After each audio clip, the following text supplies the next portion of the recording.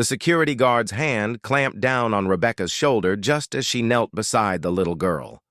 "You're done here," he said coldly. Around them, the entire luxury department store fell silent. Shoppers froze mid-step.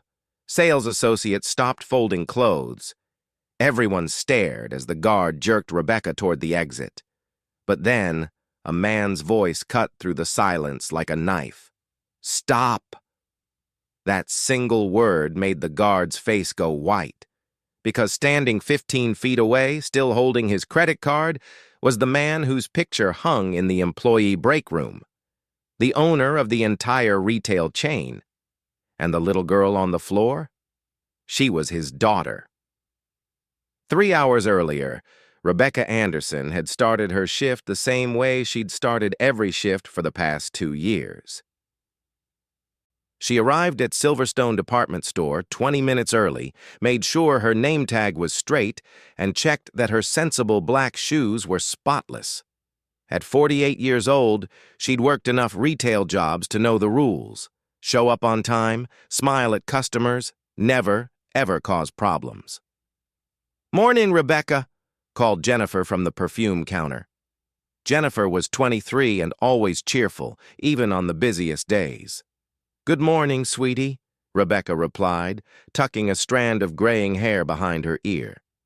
She headed to her section, the children's department on the 3rd floor. It was her favorite spot in the whole store. Bright colors everywhere. Tiny shoes lined up in neat rows, soft stuffed animals that made kids giggle.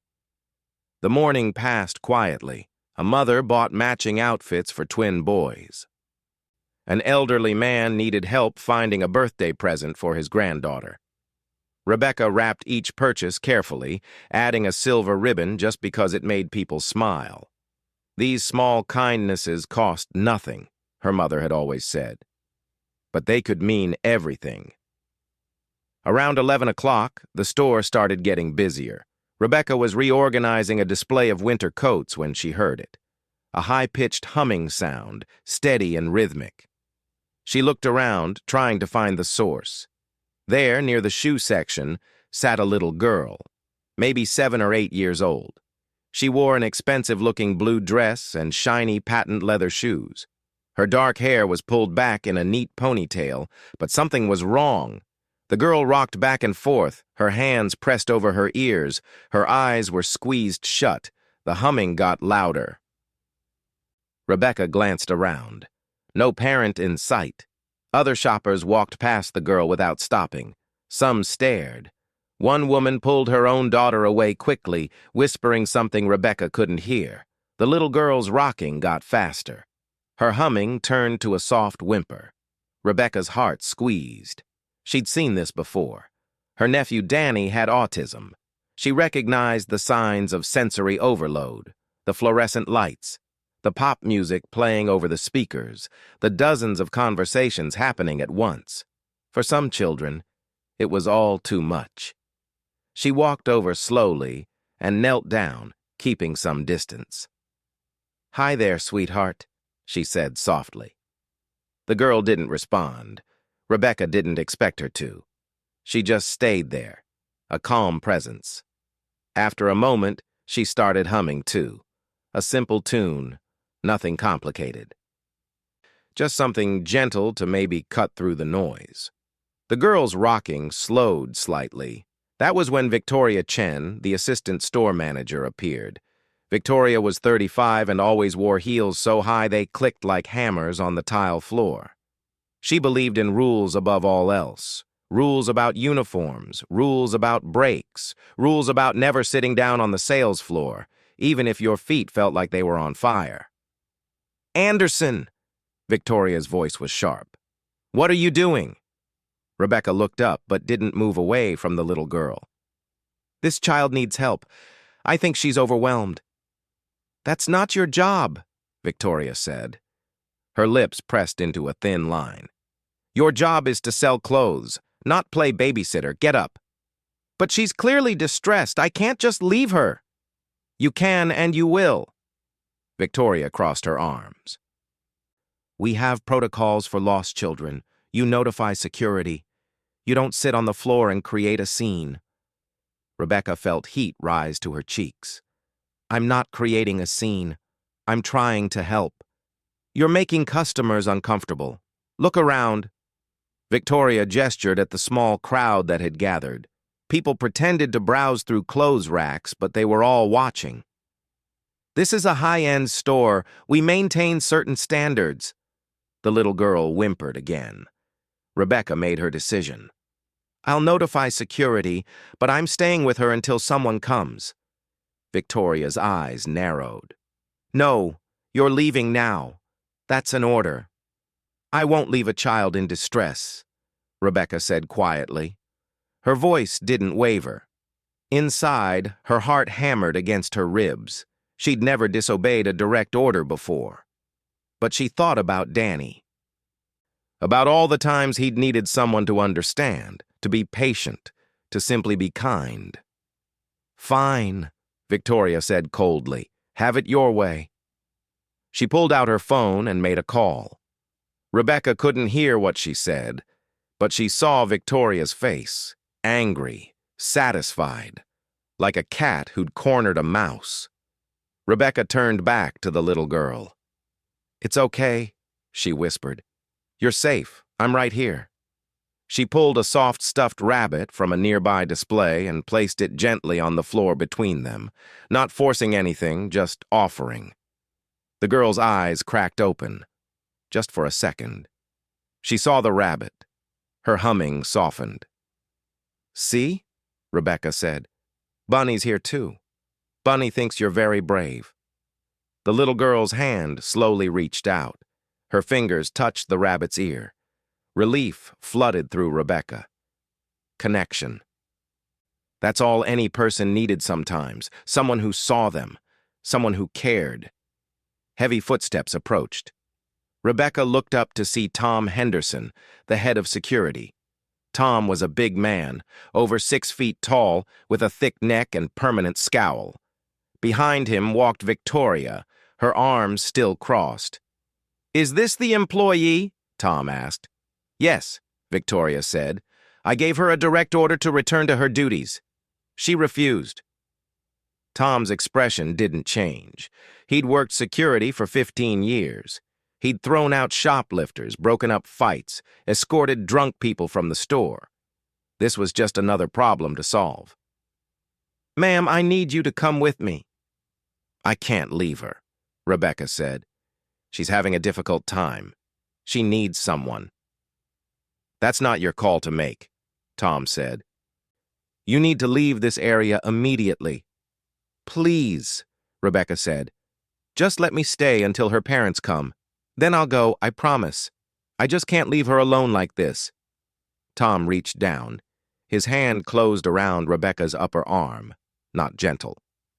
Let's go. Wait. Rebecca tried to pull back. The little girl's eyes flew open, wide with fear. She started rocking faster again. The humming became a cry. You're making it worse, Victoria said triumphantly. Look what you've done. Rebecca's heart broke. Tom pulled harder. She stumbled to her feet. The little girl on the floor reached toward her, tears streaming down her face now. No, sweetie. It's okay, Rebecca tried to say, but Tom was already dragging her away. People definitely stared now. An elderly woman gasped. A man pulled out his phone, recording. Rebecca's face burned with humiliation, but worse than that was the sound behind her. The little girl, sobbing now. Tom pulled Rebecca past the shoe displays, past the coat racks, toward the escalator. Victoria followed close behind, her heels clicking like a countdown. I'm going to have to write you up, Victoria said. Insubordination, abandoning your post, creating a disturbance. I was trying to help a child, Rebecca said. Her voice shook, not with fear, with anger, with frustration, with the unfairness of it all. You were trying to be a hero, Victoria corrected. This isn't the place for that. This is a business. They reached the escalator. Tom's grip on Rebecca's arm hadn't loosened. People on the descending escalator stared as they passed. Rebecca wanted to disappear, She wanted to cry. She wanted to scream. But she did none of those things. She just kept walking, one foot in front of the other, trying to hold on to her dignity. They reached the main floor. Tom steered her toward the front entrance, past the jewelry counters, past the cosmetics, past the huge flower display that Rebecca had admired that morning. It felt like 100 years ago. "You're being escorted off the premises," Tom said flatly. "If you return, you'll be arrested for trespassing." "What?" Rebecca stopped walking. "You can't be serious. I work here." "Not anymore," Victoria said. She'd caught up to them, slightly out of breath from rushing down the escalator. "You're terminated, effective immediately. We'll mail your final paycheck." The words hit Rebecca like a physical blow. Terminated, fired, after 2 years, after never calling in sick. After staying late countless times to help with inventory, after missing her own daughter's school play because Victoria needed someone to cover a shift. "You can't do this," Rebecca whispered. "I just did," Victoria replied. Her face showed no emotion, no regret, nothing. "Security, please remove her." Tom pushed open the heavy glass door. Cold November air rushed in. Outside, the city street was crowded with lunch-hour traffic. Horns honked. People hurried past with coffee cups and briefcases, normal life continuing on while Rebecca's world fell apart. Tom's hand on her shoulder propelled her forward. Rebecca stumbled onto the sidewalk. The door closed behind her with a solid thunk. Through the glass, she saw Victoria turn and walk away, already pulling out her phone, probably to call the next victim into her office. Rebecca stood there, shaking. Not from the cold, from shock, from disbelief. She'd been fired. For helping a child. For showing basic human kindness. A man in a business suit pushed past her, muttering about people blocking the sidewalk. Rebecca stepped back, pressing against the building's stone facade. Her purse. She'd left it in her locker. Her jacket. Her phone charger. All still upstairs in the employee break room. But she couldn't go back. Tom had said she'd be arrested. How would she pay rent? Her daughter Emily was in college, scraping by on student loans and part-time work. Rebecca sent her $50 every week, just enough for groceries and gas. Without this job, there'd be no $50. There'd be nothing. "Hey, lady, you okay?" A teenager stopped in front of her, headphones around his neck, concerned eyes. Rebecca tried to smile, failed. "I'm fine. Thank you for asking." "You don't look fine." The kid hesitated. "You want me to call someone?" No, I'll be okay." Rebecca forced her legs to move. One step, then another. Away from Silverstone department store, away from her job, away from everything she'd worked for. She walked 3 blocks before she had to stop. Her chest felt tight. Her eyes burned. She ducked into a small park, finding an empty bench beneath a maple tree. The tree's leaves had all fallen. Bare branches reached toward the gray sky. Rebecca put her face in her hands. And finally, she let herself cry. Back inside the store, on the 3rd floor, something was happening. A tall man in an expensive charcoal suit had emerged from the elevator. He moved with purpose, scanning the children's department. His face was tight with worry. Beside him walked a woman in a store uniform, speaking rapidly, gesturing toward the shoe section. They found the little girl right where Rebecca had left her, still on the floor, still crying, the stuffed rabbit clutched against her chest. When the man in the suit saw her, his face crumbled. He dropped to his knees beside his daughter, not caring about his $1,000 pants on the tile floor. "Lily," he said softly. "Daddy's here. I'm so sorry, I'm so sorry." The girl, Lily, looked at him with red-rimmed eyes. She didn't speak. She never spoke. But she reached for him and he gathered her into his arms, holding her like she was made of glass. "What happened?" he asked, looking up at the store employee. "Where's the woman who was with her? The one you called me about?" The employee shifted uncomfortably. I'm not sure, Mr. Harrison. When I found your daughter, she was alone. But another customer said a sales associate had been here, said the woman was trying to help. But then security took her away. Daniel Harrison's jaw clenched. Took her away? Why? I don't know, sir. I just know. Find out, Daniel said. His voice was quiet, but something in it made the employee take a step back. Find out exactly what happened. Find that woman, and bring me whoever made the decision to remove her from my daughter's side. The employee practically ran toward the escalator.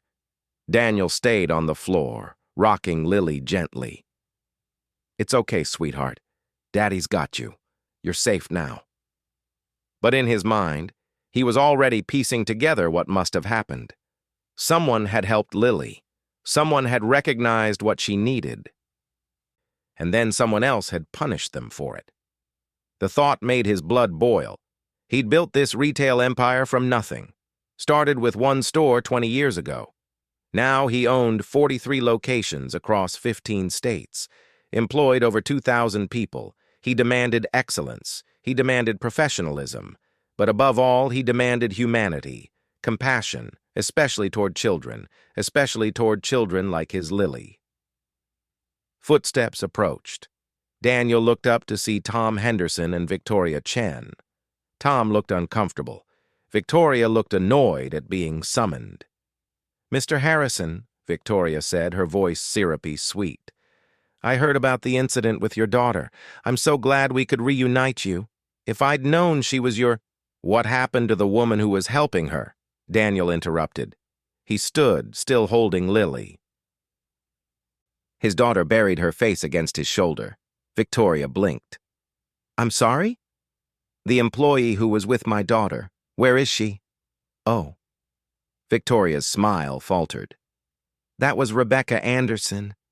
I'm afraid I had to terminate her employment. Silence. The kind of silence that pressed against your ears, made your heart beat faster. You, Daniel said slowly, fired her. Yes, sir. She was insubordinate. She refused a direct order to return to her duties. She was creating a scene, making customers uncomfortable. I had no choice but to— You had no choice, Daniel repeated. Each word fell like a stone into still water.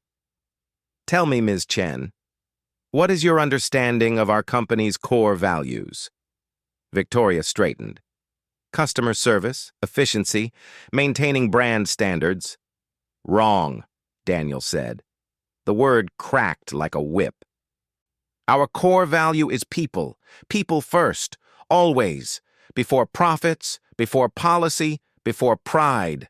This woman, Rebecca Anderson, she saw a child in distress, my child, and she did what any decent human being should do. She helped. Sir, with all due respect, she violated protocol. We have procedures for— I don't care about your procedures, Daniel's voice rose. Lily flinched. He immediately softened his tone, kissing the top of her head. I'm sorry, baby. Daddy's not mad at you. He looked back at Victoria. When he spoke again, his voice was controlled, but underneath, steel. Let me make something very clear. Rebecca Anderson showed my daughter more compassion in 5 minutes than this entire store showed her in what I assume was at least 20 minutes of distress before anyone called me. That woman saw a child who needed help. And she helped. That's not a fireable offense. That's exemplary behavior. Victoria's face had gone pale. Mr. Harrison, I was only trying to maintain order. The woman was sitting on the floor. Other customers were complaining. I was protecting the store's reputation. The store's reputation? Daniel looked at Tom.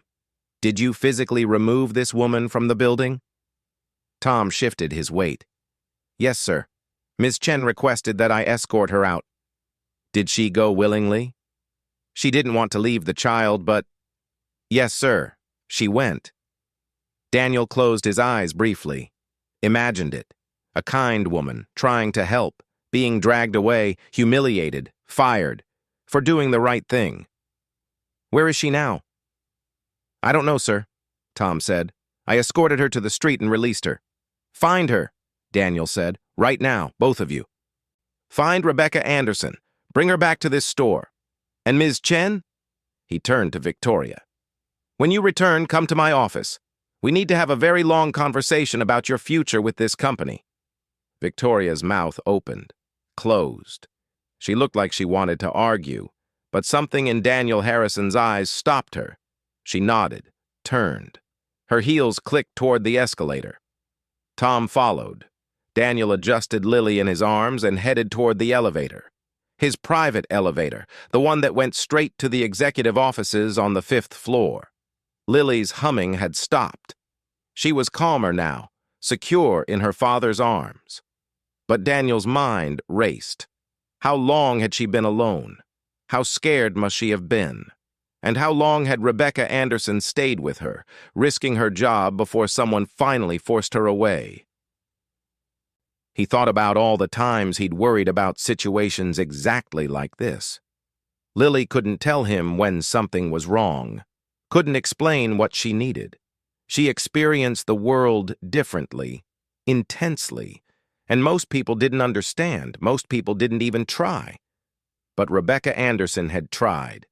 She'd stayed. She'd been kind. The elevator doors opened. Daniel carried Lily down the hallway to his corner office. Floor-to-ceiling windows overlooked the city, modern furniture, abstract art on the walls. His assistant jumped up from her desk. "Mr. Harrison, is everything—" "Cancel my afternoon," Daniel said. "All of it. And get me everything we have on employee Rebecca Anderson. Personnel file, work history, everything." "Yes, sir. Right away." His assistant was already typing. Daniel settled Lily on the leather couch in his office. He knelt beside her, eye level.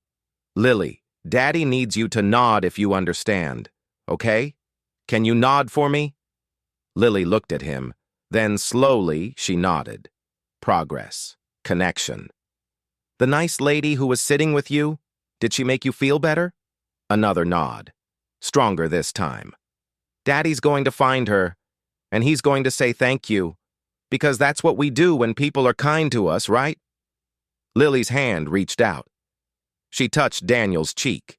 It was her way of saying yes, of saying she agreed. Daniel's throat tightened. He pulled his daughter close again. His office phone buzzed. He answered it with one hand.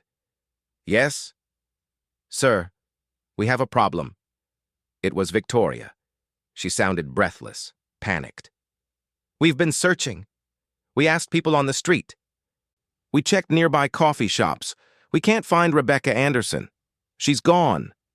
Daniel felt ice in his stomach. "What do you mean, gone?" "She's not answering her cell phone. We called, we got her number from HR, but it goes straight to voicemail. We don't have a current address listed. The one in her file is from before she moved 6 months ago and—" "Stop," Daniel said. "Just stop." He thought fast. "Get me security footage, all cameras. I want to see exactly what happened, and I want to know which direction she went when she left. Then pull up her application, emergency contact, next of kin, someone knows where she is." "Yes, sir, right away." Daniel hung up. He looked at Lily, who'd picked up a stress ball from his desk and was squeezing it rhythmically. The motion calmed her. He wished he had something similar, because right now, his heart was pounding. He'd spent his entire adult life building this company, making it successful, but success meant nothing if it came at the cost of basic human decency. Rebecca Anderson had been fired for showing kindness, escorted out like a criminal. And now she was somewhere in this huge city, probably scared, probably hurt, definitely jobless, because of his store, his employees, his responsibility. He pulled out his personal cell phone and made a call. "Hello, Jack. It's Daniel Harrison. I need your help." Outside, 3 blocks away, Rebecca still sat on the park bench. The afternoon had turned colder. She should probably get up, start walking home, face whatever came next. But she couldn't seem to move, kept replaying everything in her mind. The little girl's tears, Victoria's cold eyes, Tom's hand on her arm. A squirrel approached her feet, hoping for food. "Sorry, buddy," Rebecca said softly. "Don't have anything." The squirrel chattered at her, annoyed, then scampered away. Even the squirrels were disappointed in her today. Rebecca almost laughed, but if she started laughing, she might start crying again. And she'd cried enough. Her phone buzzed in her pocket. She pulled it out. A number she didn't recognize. Probably spam. She let it go to voicemail. It buzzed again immediately. Same number. Then again. Whoever it was really wanted to reach her. With a sigh, Rebecca answered. "Hello? Rebecca Anderson?" A woman's voice. Professional. "Yes? This is Julie from Silverstone Corporate Office. We've been trying to reach you. Mr. Harrison would like to speak with you. It's about the incident earlier today with his daughter." Rebecca's stomach dropped. His daughter? Of course, the little girl in the blue dress. She should have known, should have guessed. Only someone very wealthy could afford clothes that expensive, that perfect. And Daniel Harrison owned the entire chain. His picture was everywhere.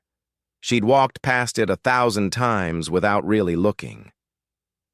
I don't think that's a good idea," Rebecca said. "I was fired. I'm not supposed to be anywhere near the store." "Mr. Harrison is requesting that you return," Julie said. "He'd like to speak with you personally about what happened. Please, Ms. Anderson. He's very insistent." Rebecca closed her eyes. What could she possibly say to a billionaire CEO? "Sorry I upset your daughter. Sorry I didn't recognize her. Sorry I still think I did the right thing, even if it cost me everything." "I don't want any trouble," she said finally. "You're not in trouble," Julie assured her. "Quite the opposite. Please, will you come? I can send a car to pick you up. Where are you right now?" Rebecca looked around the empty park. Dead leaves, gray sky, a broken drinking fountain. Her whole life felt like this park right now. Abandoned, forgotten.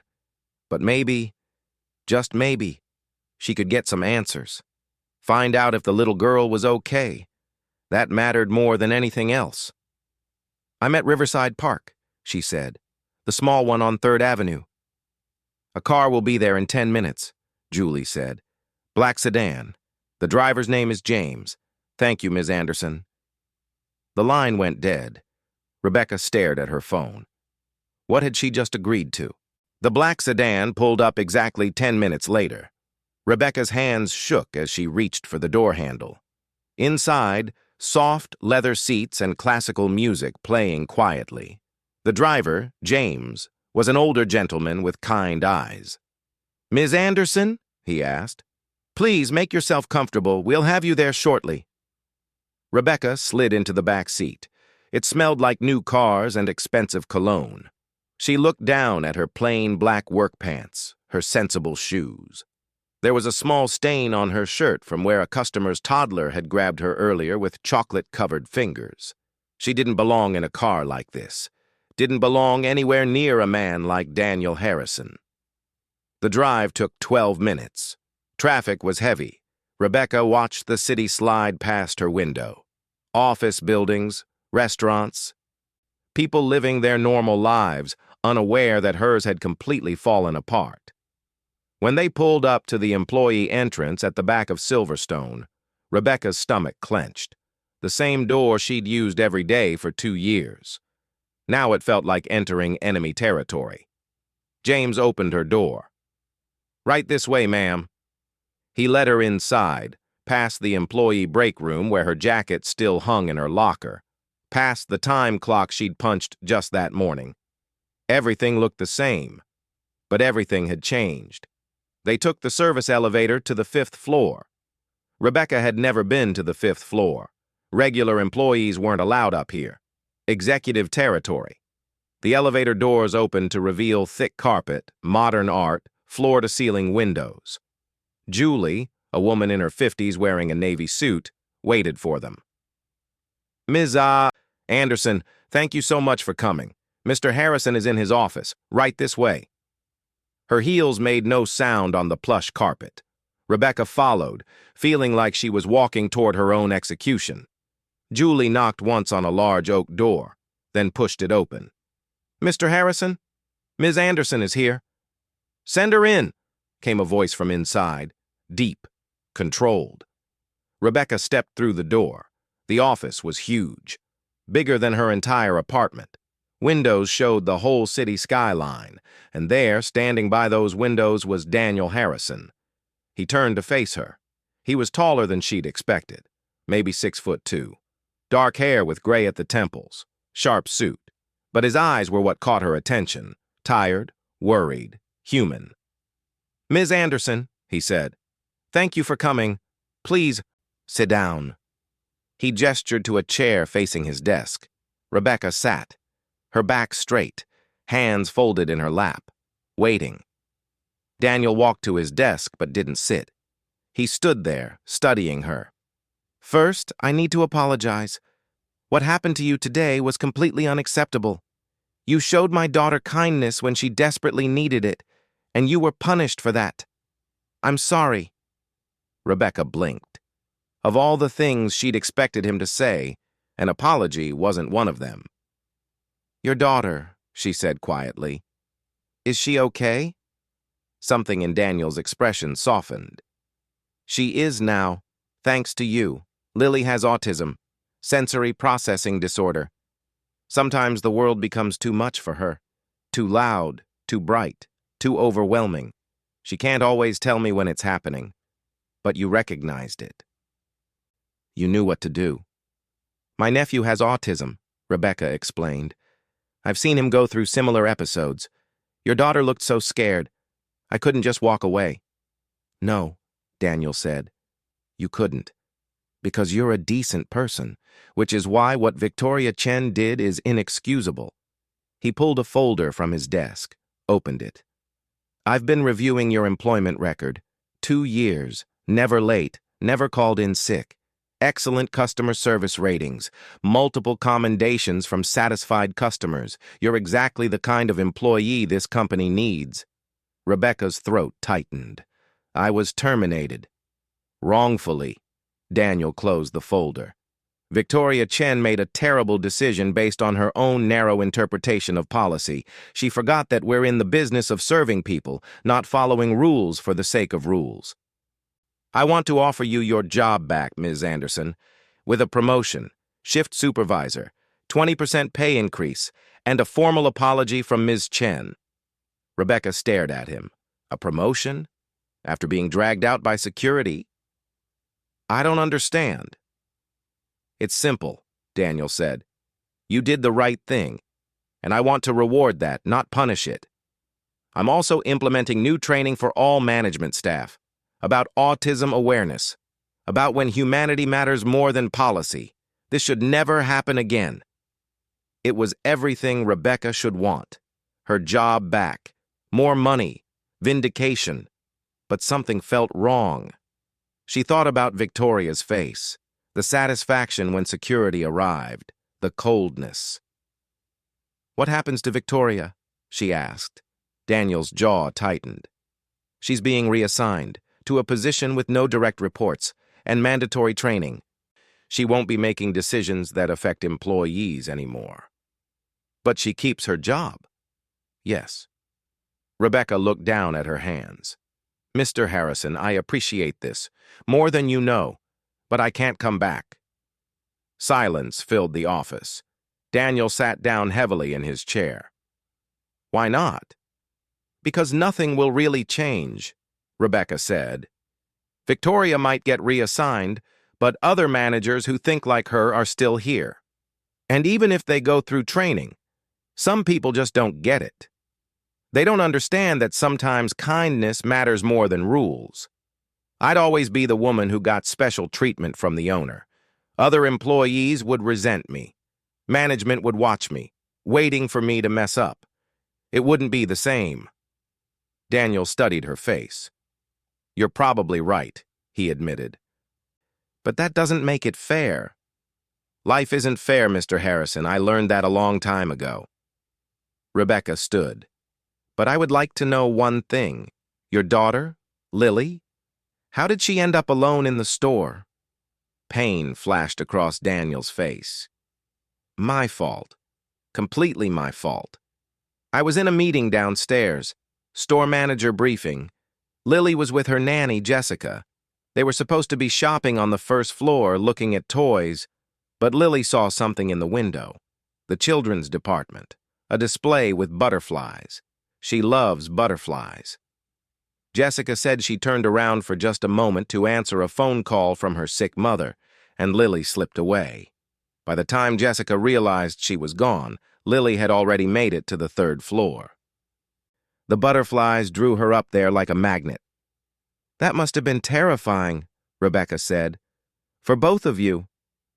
I've never been so scared in my life. Daniel's voice cracked slightly. When Jessica called me, when she said Lily was missing, I thought my heart would stop. We have security, cameras. But she moved so fast. And then when I found her on the floor, crying, and they told me someone had helped her but had been taken away, he shook his head. I need to make this right, Miss Anderson. You already have, Rebecca said gently. You found your daughter. She's safe. That's what matters. It's not enough. Daniel opened his desk drawer, pulled out a checkbook. Let me do something. Give you severance pay, help with expenses until you find another job. Something. I don't want your money, Mr. Harrison. Then what do you want? Rebecca thought about that. What did she want? Justice? Already lost? Her job back? Wouldn't work? Revenge against Victoria? Not her style. I want to know that Lily has people around her who understand her, who will be patient when she needs patience, kind when she needs kindness. That's all. She does, Daniel said. I promise you that. I'm her father, and I'd move mountains for that little girl. Then we're good. Rebecca moved toward the door. Wait. Daniel stood. At least let me give you a reference for future jobs, and my personal number. If you ever need anything at all, you call me. Please. Rebecca hesitated, then nodded. Okay. Daniel wrote quickly on a business card, handed it to her. Their fingers touched briefly. Thank you, he said, for seeing my daughter. For seeing her as a person, not a problem. Every child deserves that, Rebecca said. She slipped the card into her pocket and left. The elevator ride down felt surreal. Julie had given her an envelope on the way out. Inside, Rebecca found a check. 3 months' salary. She hadn't asked for it, didn't expect it. But looking at it now, relief washed over her. 3 months. Time to find something new. Time to breathe. James drove her home. Her apartment was in an older building in a decent neighborhood. Nothing fancy. 2 bedrooms. Rent she could barely afford. She thanked James and climbed the 3 flights of stairs to her door. Inside, everything was exactly as she'd left it that morning. Coffee cup in the sink, bed unmade. Normal life, frozen in time. Rebecca sat on her couch, stared at the check. At the business card with Daniel Harrison's personal cell number. The whole thing felt like a dream. A strange, impossible dream. Her phone rang. Emily, her daughter. Rebecca almost didn't answer, didn't want to explain everything yet, but Emily would worry if she didn't pick up. Hey, sweetie. Mom, I've been trying to call you all afternoon. Your phone kept going to voicemail. Are you okay? I'm fine, honey. Just a long day. You sound weird. What happened? Rebecca closed her eyes. I got fired. Silence on the other end. Then, what? Why? You love that job. I helped a little girl who was having a hard time. My manager didn't approve. It's complicated. That's insane! Emily's voice rose. You can sue them. That's wrongful termination. Mom, you have to fight this. It's handled, Em. The owner gave me severance. I'll find something else. The owner? Emily paused. Wait, what little girl? His daughter. She has autism. She needed help and I helped her, that's all. Oh my God, Mom, you're like a movie character. This is crazy. Emily laughed, but it sounded forced. Are you really okay, though? Seriously? I am, Rebecca said, and surprisingly, she meant it. I did the right thing. That matters more than the job. They talked for a few more minutes. Emily offered to come home from college, but Rebecca refused. You have exams. I'll be fine. I promise. After they hung up, Rebecca made dinner, heated up leftover soup, ate it slowly, thinking about everything. The next morning, Rebecca woke up with no alarm clock. Strange. She'd set an alarm every day for 2 years. Now she had nowhere to be. She made coffee, read the news on her phone. Thought about applying for jobs, but her heart wasn't in it yet. She needed a day, just one day to process everything. Around noon, her phone rang. Unknown number again. Hello? Ms. Anderson, this is Patricia Green. I'm the principal at Riverside Elementary School. I got your name from Daniel Harrison. He spoke very highly of you. We have an opening for a classroom aide in our special education program. I was wondering if you'd be interested in interviewing? Rebecca sat up straight. Yes. Yes, I would. Wonderful. How's tomorrow at 10? Perfect. After they hung up, Rebecca stared at her phone. Daniel Harrison had called them, put in a word, was helping her without being asked. The kindness of it made her chest tight. The interview went well. Patricia was warm and genuine. The special education teacher, Ms. Rodriguez, was passionate about her students. They showed Rebecca the classroom, bright colors, sensory-friendly lighting, small class size, kids who needed patience and understanding, kids like Lily, like her nephew Danny. We'd love to have you, Patricia said at the end. When can you start?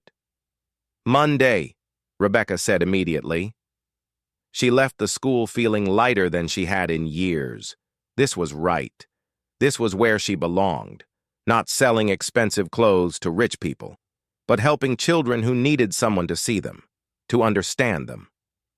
That evening, Rebecca called Daniel Harrison's number. He answered on the second ring. Ms. Anderson? I got the job, she said. At Riverside Elementary. Thank you. You earned it, Daniel replied. They called me for a reference. I told them the truth. That you're exactly who they need. I want to ask you something, Rebecca said. Would it be okay if I visited Lily sometime? Just to see how she's doing. I've been thinking about her. There was a pause. Then Daniel's voice, thick with emotion. She'd like that. She keeps looking at the stuffed rabbit, the one you gave her. She carries it everywhere now. Rebecca smiled. I'm glad. They talked for a few more minutes, made plans for Rebecca to visit the following Saturday. When Rebecca hung up, she felt something she hadn't felt in a long time. Hope. Things were going to be okay.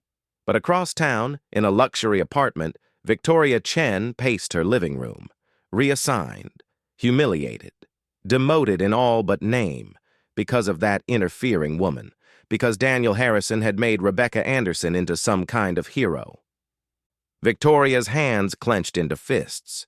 This wasn't over, not by a long shot. She picked up her phone, scrolled through her contacts, found the number she needed, a reporter, someone who owed her a favor, someone who loved scandal. Hi, it's Victoria Chen. I have a story for you about Daniel Harrison and special treatment for employees. Interested? The reporter's voice on the other end was eager. Very interested. Tell me everything. Victoria smiled. Rebecca Anderson thought she'd won, thought she'd gotten her happy ending, but Victoria knew how to play the long game.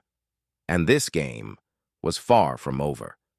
Saturday morning arrived with pale sunlight filtering through Rebecca's apartment windows. She'd changed her outfit 3 times already, too casual, too formal. Finally settled on simple jeans and a soft blue sweater. She was visiting a 7-year-old, not attending a business meeting. But her hands still trembled as she brushed her hair. The address Daniel had given her was in Meadowbrook Heights. Rebecca had to take 2 buses to get there. She watched the city change through the window. Buildings got newer. Streets got cleaner. Trees appeared where concrete had been. By the time she reached Daniel's neighborhood, she'd entered another world entirely. Gates, manicured lawns, houses that could fit 10 of her apartments inside. Daniel's house sat at the end of a quiet cul-de-sac. Not the biggest on the street, but impressive. 2 stories. Stone and wood exterior, a garden with late-blooming roses. Rebecca stood at the front door, suddenly nervous. What was she doing here? This wasn't her world. Before she could knock, the door opened. Daniel stood there wearing jeans and a sweater. No suit, no businessman facade, just a dad on a Saturday morning. "Rebecca, come in, please." Inside, the house was warm. Lived in, not the sterile showplace she'd expected. Pictures on the walls, Lily at various ages. Always with those serious eyes. Books scattered on the coffee table, a pair of small shoes by the door. "Lily's in the sunroom," Daniel said. "She's been waiting, keeps checking the window every 5 minutes." He led Rebecca through the house. Kitchen with breakfast dishes still in the sink. Living room with blankets draped over the couch. This was a home, not a museum. The sunroom faced the backyard, windows on 3 sides, soft, natural light. And there, on the floor surrounded by colored pencils, sat Lily, the stuffed rabbit beside her. She was drawing something on large sheets of paper. Her tongue poked out slightly in concentration. "Lily," Daniel said softly, "our friend is here. Rebecca came to visit." Lily looked up. Her eyes found Rebecca. For a long moment, nothing happened. Then Lily stood, walked over, and without warning wrapped her arms around Rebecca's waist in a fierce hug. Rebecca's eyes filled with tears. She knelt down, hugging Lily back. "Hi, sweetheart, I'm so happy to see you." Lily pulled back, looked at Rebecca's face, then took her hand and tugged her toward the papers on the floor. She'd been drawing butterflies, dozens of them, all colors, all sizes. Beautiful. "These are amazing," Rebecca said. She sat down cross-legged. Lily immediately sat beside her, so close their shoulders touched. She picked up a purple pencil and started a new butterfly. Then she held out a green pencil to Rebecca. "I think she wants you to draw with her," Daniel said. He'd settled into a chair nearby, watching with an expression Rebecca couldn't quite read. Rebecca took the pencil. Drew a simple butterfly. Nothing as good as Lily's, but Lily smiled. Actually smiled. Then pointed to Rebecca's butterfly, and then to her own, like she was saying they matched. They were a pair. They drew for 20 minutes. No words needed, just the scratch of pencils on paper, the sunlight warm on their backs. Peace. When Lily finally set down her pencil, she gathered up all the butterfly drawings, walked to Daniel, placed them carefully in his lap, then went back to Rebecca and took her hand again. "I think that's her way of saying these are for you," Daniel said quietly. "All of them." "Lily, I can't take all your beautiful drawings," Rebecca protested. But Lily was insistent. She pressed Rebecca's hand against the papers in Daniel's lap, her meaning clear. "Take them, please." "She doesn't usually share her art," Daniel said. His voice was thick. "This is special. You're special to her." Rebecca carefully rolled up the drawings. "Thank you, Lily. I'll treasure these forever. I promise." Lily hummed. That same sound from the store, but this time it was happy, content. She went to a shelf and pulled down a book, brought it to Rebecca, a picture book about butterflies. For the next hour, Rebecca read to Lily. The little girl leaned against her, following along with the pictures. Sometimes she'd point to something. Rebecca would explain what it was. Sometimes Lily would hum. Rebecca would hum back. They developed a rhythm, a language. Daniel had disappeared into the kitchen. When Rebecca finally looked up, she smelled coffee brewing, cookies baking. He returned with a tray, 3 cups of cocoa, fresh chocolate chip cookies. "Thought you both might be hungry?" They had a tea party of sorts. Lily dunked her cookies methodically. Always 3 dunks. Never more, never less. Rebecca noticed Daniel watching his daughter with such love, it made her chest ache. This was a good father. A man who understood his child's needs, who celebrated her differences instead of trying to fix them. "She's happy," Daniel said quietly, while Lily was absorbed in her cookie ritual. "I haven't seen her this relaxed with someone new in years." "She's easy to be with," Rebecca replied, "when you let her be herself." Not everyone sees it that way. Most people see the autism first, see the challenges, the things she can't do. They don't see her. "Their loss," Rebecca said simply. Lily finished her cocoa, stood up, walked to Rebecca and placed something in her hand, the stuffed rabbit, the one from the store. "Lily, no," Rebecca said. "This is yours. You love this rabbit." But Lily closed Rebecca's fingers around it, held Rebecca's hand closed for a long moment, then nodded, satisfied. "She wants you to have it," Daniel translated, "to remember her." "I could never forget her," Rebecca whispered. But she accepted the gift, because refusing would hurt Lily's feelings, and that was unthinkable. The visit stretched into early afternoon. They had lunch, simple sandwiches. Lily ate hers cut into precise squares, no crusts. They watched part of a nature documentary about monarch butterflies. Lily sat between Rebecca and Daniel on the couch, content. Finally, Rebecca knew she needed to leave, had already stayed longer than she'd planned. "I should go," she said reluctantly. Lily's face fell. She grabbed Rebecca's hand, wouldn't let go. "I'll come back," Rebecca promised. "If your dad says it's okay, I'll visit again. Would you like that?" Lily nodded vigorously, then looked at Daniel with pleading eyes. "Of course you can come back," Daniel said. "Anytime. Seriously, Rebecca, you're good for her. I can see it." At the door, Daniel walked Rebecca out. "Thank you," he said. This meant everything to Lily. To me, too. "I loved every minute," Rebecca said honestly. "The job at Riverside, how's it going?" "I start Monday. I'm nervous but excited." "You'll be wonderful." Daniel hesitated. Then, "Rebecca, I know this is forward, but would you consider becoming Lily's friend? Like, officially? Spending time with her regularly? I could pay you, as a companion, someone who understands her." Rebecca shook her head. "I won't take money for spending time with Lily. But yes, I'd love to be her friend. Just her friend. Nothing transactional about it." Relief flooded Daniel's face. "Thank you. You have no idea what this means." Rebecca walked to the bus stop, clutching Lily's drawings and the stuffed rabbit. Her heart felt full. This was unexpected, beautiful, real. The bus ride home took 40 minutes. Rebecca stared out the window, not really seeing anything, thinking about Lily's smile, Daniel's gratitude, the strange turn her life had taken. Fired on Tuesday, new job and new friend by Saturday. Life was weird sometimes. She got off at her stop and walked the 3 blocks to her apartment building. As she approached, she noticed someone standing by the entrance, a woman in a red coat, blonde hair, holding a notebook. "Rebecca Anderson?" the woman called out. Rebecca stopped. "Yes? I'm Jennifer Walsh, investigative reporter for the Metro Daily News. I'd like to ask you a few questions about your relationship with Daniel Harrison." Cold dread washed over Rebecca. "I don't have a relationship with Daniel Harrison." "That's not what my sources say."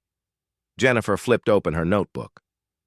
"You were fired from Silverstone Department Store on Tuesday for insubordination, but then you met privately with Mr. Harrison in his office. He gave you a check for a substantial amount, and now you're visiting his home, spending time with his disabled daughter. Some people might see that as inappropriate, a conflict of interest, maybe even an exchange of favors." Rebecca's hands tightened on Lily's drawings. "It's not like that at all." "Then what is it like? Help me understand. Because from where I'm standing, It looks like a wealthy CEO bought your silence after his store mistreated you. And now you have access to his home, his child. That raises questions. I helped his daughter when she was having a hard time, Rebecca said slowly. I was fired for it. Mr. Harrison apologized and gave me severance pay, that's all. And the job at Riverside Elementary? The one that opened up right after you met with Mr. Harrison? He called the principal personally, recommended you. Some might call that preferential treatment, using his influence to help someone who could potentially sue his company. Rebecca's mind raced. How did this reporter know all this? About the job? About her visit today? Who told you these things? Jennifer smiled. It wasn't a nice smile. I protect my sources, but let's just say someone who works for Mr. Harrison isn't happy with how this situation was handled. Someone who feels that policies exist for a reason, that breaking them, even for sympathetic reasons, sets a dangerous precedent. Victoria. It had to be Victoria. Rebecca felt sick. This is a private matter. Not when it involves a public figure like Daniel Harrison, not when it raises questions about ethics and corporate responsibility. I'm writing a story, Ms. B. Anderson, with or without your comment. But I thought you deserved a chance to tell your side. My side is that I did nothing wrong. I helped a child. That's it. A child you now have regular access to. In the CEO's private home, where you're building what Mr. Harrison himself calls a friendship. Tell me, has he offered you anything else? Money? Gifts? A better position at his company? No, Rebecca's voice rose. An elderly neighbor walking past looked over curiously. Rebecca lowered her voice. I don't want anything from Daniel Harrison. I care about Lily. She's a sweet little girl who needs people who understand her. That's all this is. Uh-huh. Jennifer wrote something down. And I'm sure that's what you'll say when this story runs. Problem is, the optics are terrible. Wealthy man, vulnerable employee, private meetings. Financial compensation, special treatment. It reads like a payoff, even if that's not what it is. Rebecca's legs felt weak. When does your story publish? Monday morning. Front page, if my editor agrees. This kind of human interest piece with an ethics angle, it'll get attention. Jennifer closed her notebook. Last chance. Anything else you want to say?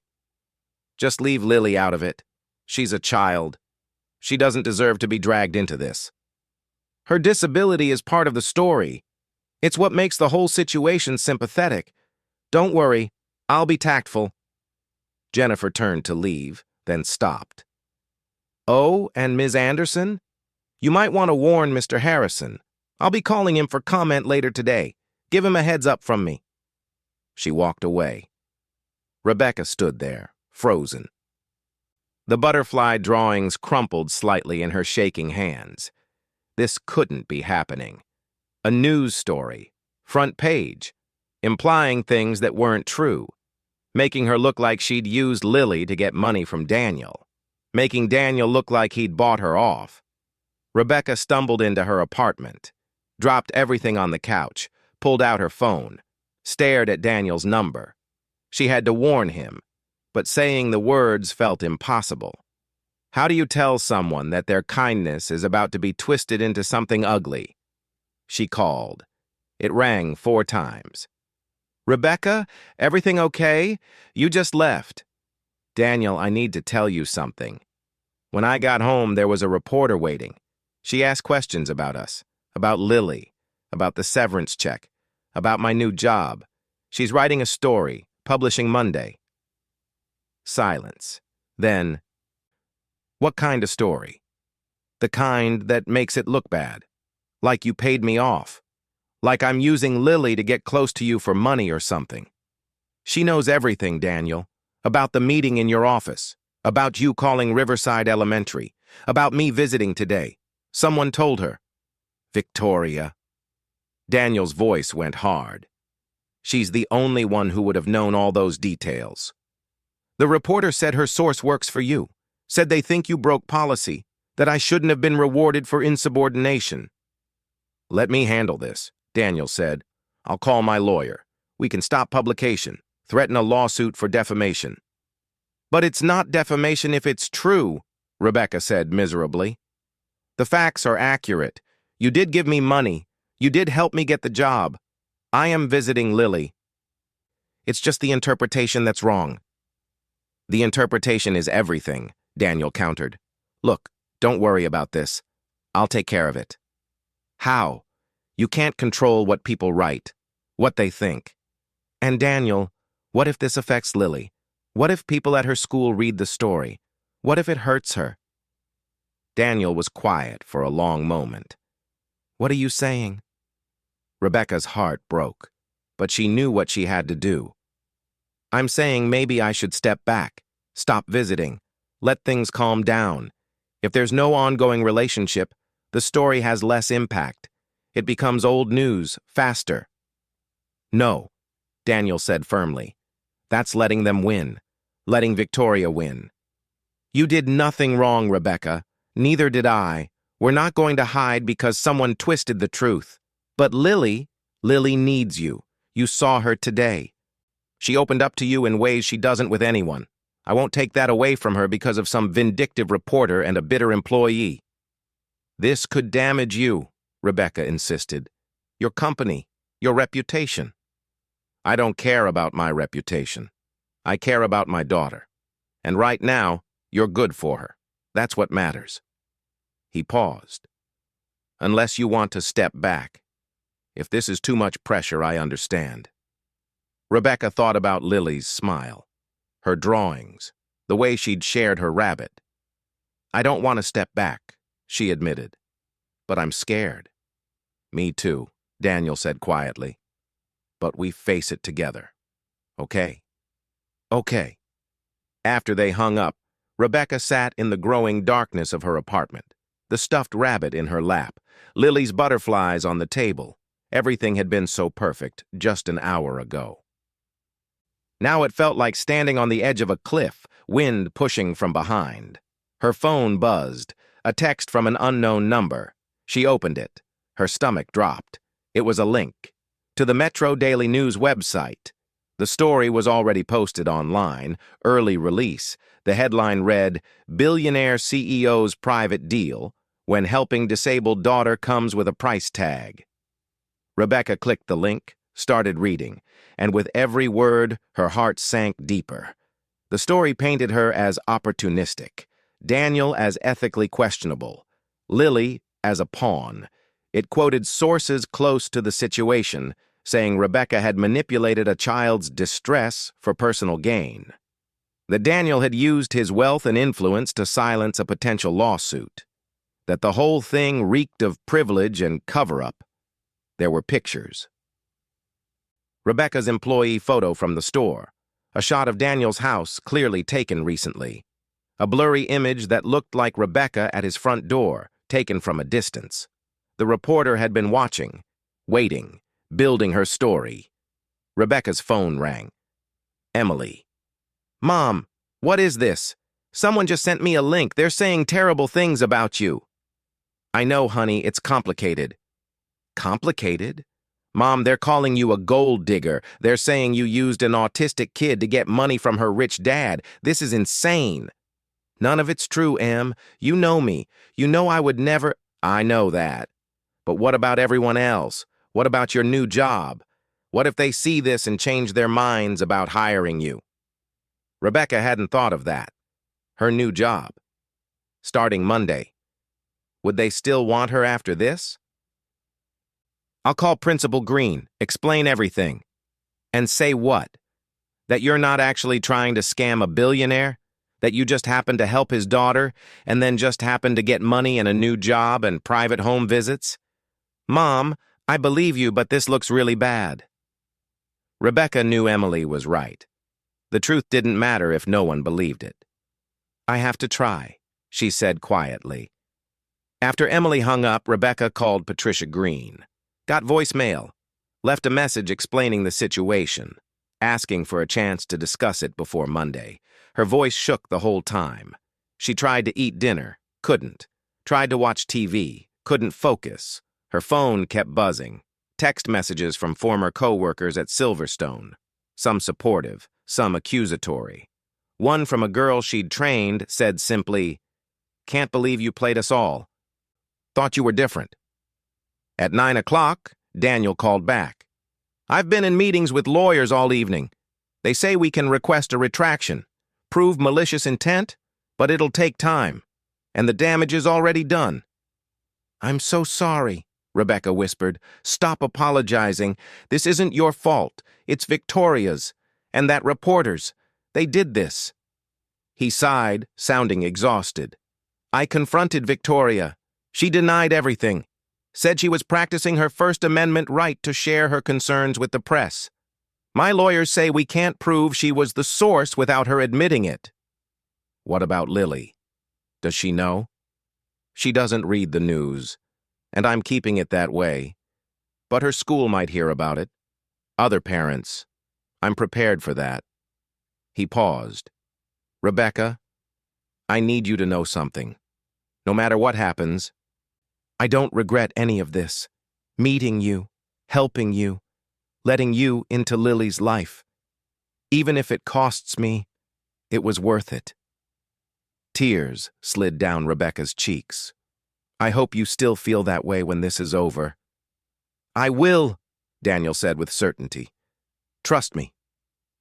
But as Rebecca lay in bed that night, unable to sleep, she wondered if trust was enough. The story was out there now, spreading, being shared, commented on, judged. And Monday morning, when the print edition hit newsstands across the city, even more people would see it. Her phone buzzed one more time, another text from the unknown number, the reporter. Part 2 of the story runs Wednesday. Features interviews with other Silverstone employees about favoritism and ethics. Thought you should know. Rebecca stared at the ceiling. This wasn't over. It was just beginning. And somewhere in the darkness, she could almost hear Victoria Chen laughing. Monday morning arrived like a storm. Rebecca woke to 17 missed calls and 43 text messages. Her story had exploded overnight. Someone had posted it on social media. It was trending. Thousands of comments, most of them harsh. Gold digger, using a disabled child for money, rich people protecting rich people. Rebecca's hands shook as she scrolled through them. A few people defended her, said the story seemed one-sided, but they were drowned out by the angry voices, the ones who'd already decided she was guilty. She had to get to Riverside Elementary, had to explain before they saw the news. She showered quickly, dressed in her most professional outfit, navy pants, white blouse. The clothes felt like armor, thin, inadequate armor. The bus ride took forever. Rebecca kept her head down, but she felt people staring. Did they recognize her? The photo in the article wasn't great quality, but it was clear enough. She got off 2 stops early, unable to bear the confined space any longer. Walking into Riverside Elementary felt like walking into a courtroom. The receptionist looked up. Her friendly smile from Friday was gone.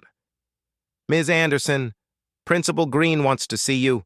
Immediately." Rebecca's stomach clenched. Of course. Patricia Green's office was small but warm, usually. Today, it felt cold. Patricia sat behind her desk, the newspaper spread out in front of her. That horrible headline staring up like an accusation. "Sit down, Rebecca." Patricia's voice was carefully neutral. Rebecca sat, waited. "I received your voicemail last night," Patricia said. "And then I saw this." She tapped the newspaper. "Want to tell me what's really going on?" Rebecca told her everything, the whole story, from helping Lily in the store to the severance check to the friendship that had developed. She didn't leave anything out. When she finished, Patricia was quiet for a long moment. "I believe you," Patricia finally said. Rebecca's heart leaped with hope. Then Patricia continued. "But belief isn't the issue. The school board saw this article. They're concerned about the appearance of impropriety, about having someone on staff who's involved in what they're calling a scandal. It's not a scandal, Rebecca protested. It's kindness being twisted into something ugly.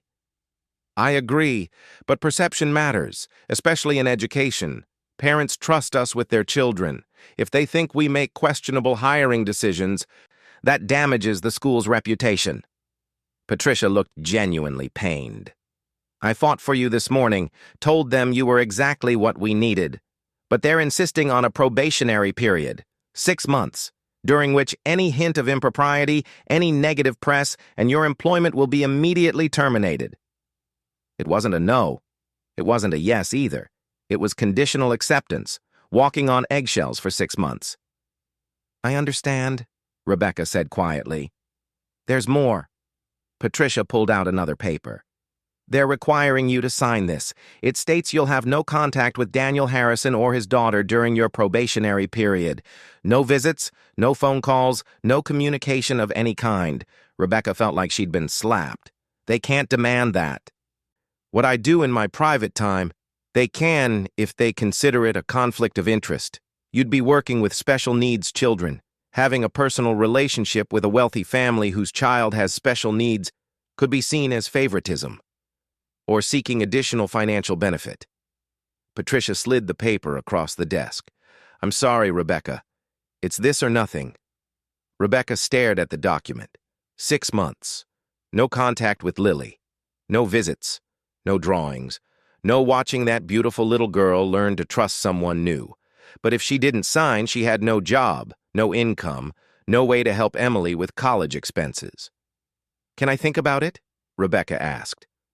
Until end of day, Patricia said. I need an answer by 5 o'clock. Rebecca left the office in a daze, walked to the classroom she was supposed to start working in. Miss Rodriguez was setting up for the day. She looked up when Rebecca entered, her expression sympathetic. I heard, Ms. Rodriguez said. For what it's worth, I think the whole thing is ridiculous. You helped a kid. That should be celebrated, not punished. Thank you, Rebecca whispered. But I also understand why the board is worried. We work with vulnerable children. Any hint of scandal and parents pull their kids out. Funding disappears. It's not fair, but it's reality. Ms. Rodriguez touched Rebecca's arm gently. Whatever you decide, I support you. Rebecca spent the morning observing the classroom. 8 children, ages 6 to 9, all with different needs, different challenges. One boy, Tommy, reminded her so much of Lily, the way he hummed when overwhelmed, the way he avoided eye contact. Watching Ms. Rodriguez work with him, patient and kind, Rebecca knew this was where she belonged. But signing that paper meant abandoning Lily, breaking a promise. Lily didn't understand adult complications. She'd only understand that Rebecca disappeared, stopped visiting, stopped caring. The thought made Rebecca physically ill. At lunch, she sat alone in the teacher's lounge, pulled out her phone, dozens more messages, but one caught her attention, from Daniel. I saw the school board's decision. Don't sign anything. We'll figure this out together. Rebecca typed back. I need this job. Emily's counting on me. I can't afford to lose it. His response came immediately. I'll cover your expenses. 6 months of salary. A year if you need it. Don't let them force you to abandon Lily. Rebecca stared at the message. He was offering her money again. The exact thing the article accused him of. More ammunition for the reporter, for Victoria, for anyone watching. She typed, That's exactly what they expect you to do. It proves their point. I don't care what they think. I care about what's right. Sometimes what's right isn't what's possible. She turned off her phone. Couldn't bear to see his response. The afternoon dragged. Rebecca helped Miss Rodriguez with art time. Tommy painted a butterfly, purple and green, just like the ones Lily loved. He showed it to Rebecca shyly. She praised him. He beamed. This was what mattered. These children. This work. At 4:45, Rebecca returned to Patricia's office. The contract sat on the desk where she'd left it. Patricia looked up hopefully. Rebecca picked up the pen. If I sign this and the 6 months pass without incident, I'm a full employee? No more restrictions? That's right. Clean slate. And if the reporter publishes more stories, if Victoria Chen keeps feeding her information, things I have no control over? Patricia hesitated. The board will evaluate each situation individually. So no guarantees. No guarantees, Patricia admitted. Rebecca set down the pen. Then I can't sign it. Because you're asking me to accept a punishment for something I didn't do wrong. And worse, you're asking me to hurt a little girl who's already been hurt enough by people who don't understand her. I can't do that. I won't. Patricia's face fell. Rebecca, please, think about this. I've thought about nothing else all day. Rebecca stood. I appreciate the opportunity. I really do. But I won't build my future on abandoning a child who needs me. That's not who I am. She walked out before Patricia could respond, before she could second-guess herself. Her legs felt weak. Her heart pounded. She'd just turned down the perfect job, the career she'd dreamed about, financial security, everything. Outside the school, Rebecca sat on a bench, watched parents arriving to pick up their children, hugs, laughter, normal life continuing around her while hers fell apart. Again. Her phone rang. Daniel. She answered. I didn't sign it. I know, he said quietly. Patricia called me. Said you walked away. I couldn't abandon Lily, not even for 6 months. She wouldn't understand. Rebecca. Daniel's voice was thick with emotion. You just sacrificed your job for my daughter, for a child you barely know. I know her enough, Rebecca said. She's special. She deserves people who don't give up on her. Come to the house. Please. We need to talk, face to face. The reporter's probably still watching. More pictures. More story. Let her watch. Let her write whatever she wants. I'm done caring about optics. Come over. I'm sending James. The black sedan arrived 20 minutes later. Rebecca was too tired to argue, too emotionally drained to care anymore. Let them write their stories. Let Victoria have her revenge. At least Rebecca could look herself in the mirror. Daniel met her at the door. Without the suit, he looked younger, more vulnerable. Thank you for coming. Inside, Lily was at the kitchen table, drawing, as always. When she saw Rebecca, she jumped up, ran over, hugged her tight. Rebecca knelt down, holding this precious child. I missed you too, sweetheart, Rebecca whispered. Daniel made coffee. They sat at the kitchen table while Lily drew beside them. My lawyers have been working all day, Daniel said. They traced the leak. It was Victoria, as we suspected. She violated her employment contract, shared confidential company information. We have grounds to terminate her. Will that stop the stories? No. The damage is done, but it might prevent future leaks. Daniel ran his hand through his hair. I've also been thinking about everything you've sacrificed.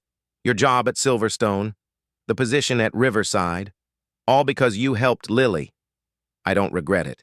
I know. But I do. You shouldn't have to pay this price. He took a deep breath.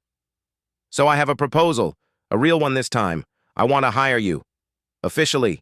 As Lily's companion and aide, full-time position, salary, benefits, health insurance. Retirement plan, everything above board. Rebecca's eyes widened. Daniel, that's exactly what the article accused you of.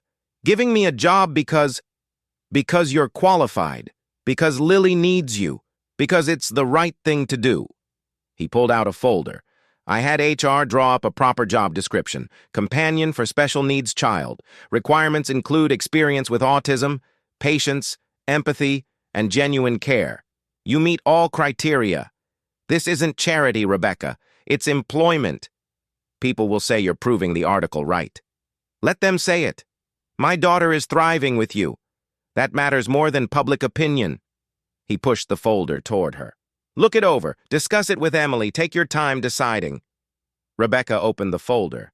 The salary listed made her gasp. It was 3 times what she'd made at Silverstone. Twice what Riverside would have paid. This is too much.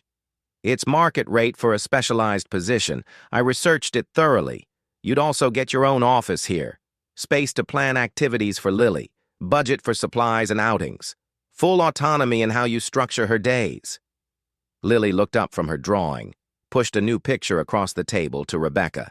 It showed 2 stick figures, one tall, one small, holding hands, a butterfly between them.